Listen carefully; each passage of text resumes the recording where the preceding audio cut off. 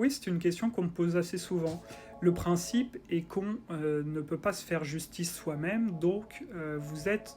tenu de continuer à payer votre loyer. Maintenant, si il y a des difficultés sérieuses,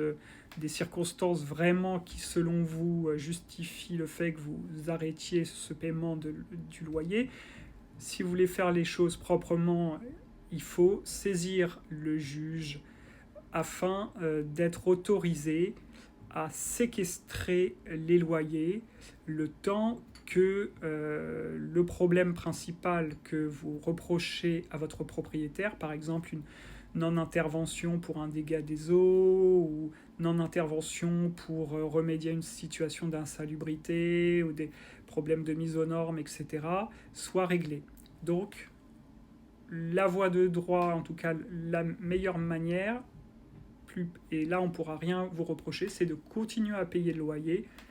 saisir le juge afin d'être autorisé à séquestrer les loyers. Donc c'est-à-dire les loyers seront quand même versés sur un compte en banque, mais le propriétaire ne pourra plus les toucher jusqu'à ce que la demande principale soit examinée. Ceci étant dit, il y a donc dans le Code civil ce que l'on appelle l'exception d'inexécution, c'est-à-dire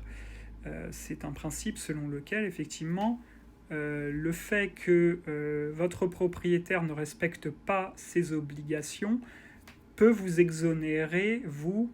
du respect de vos propres obligations. Donc c'est le fondement juridique qui pourrait justifier le fait que vous suspendiez le loyer, c'est donc le non-respect par le propriétaire de ses propres obligations. Après, ce qu'il faut savoir, c'est que il y a un aléa, c'est soumis à l'appréciation du juge. Donc, si vous suspendez le loyer en disant exception d'inexécution, bien après, peut-être que l'affaire va aller devant le juge parce que le propriétaire va essayer de vous expulser et le juge appréciera si effectivement le manquement du propriétaire, du bailleur à ses obligations était tel que cela justifiait la suspension du paiement de votre loyer de votre part. Donc vraiment, quand on regarde la jurisprudence, on est quand même sur des cas qui sont très compliqués.